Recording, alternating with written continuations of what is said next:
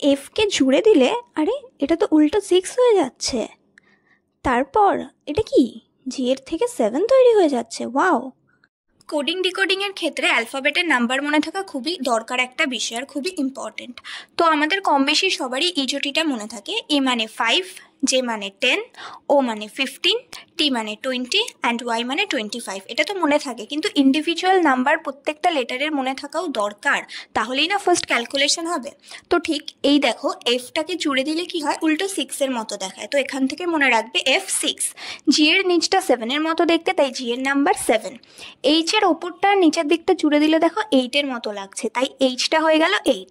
ঠিক আছে, তো এরকমভাবে আমরা যদি আই নিই, আইকে দেখো এইভাবে লেখা যায়, এর মানে কি এটা 9-এর সাথে সম্পর্কিত, তো এটা 9 হয়ে যাচ্ছে। কে যদি আমরা লিখি, তাহলে কের দুটো দাগকে আমরা এবার তুলে নেব। একটা দাগ তুলে লিখলাম, আবার আরেকটা দাগ তুলে লিখলাম। ওকে, তো কের নাম্বার হয়ে গেল 11। তো এরকম আরও অনেক ট্রিক আছে যেগুলো করে নাম্বার মনে রাখা যায়। অপোজিট নাম্বার কিভাবে মনে রাখবে, এইচএস হাই স্কুল, লাভ, লাভ আমাদের অনেকেরই মনে থাকে, তাহলে এল এর অপোজিট ও, ভি এর অপোজিট ই। এরকম অনেক ইজি ইজি ট্রিক আছে, আমি একটা লং ভিডিও নিয়ে আসবো এর ওপর, ঠিক আছে? তো এরকম ট্রিক পেতে চ্যানেলটা সাবস্ক্রাইব করো আর লাইক করো। বাই।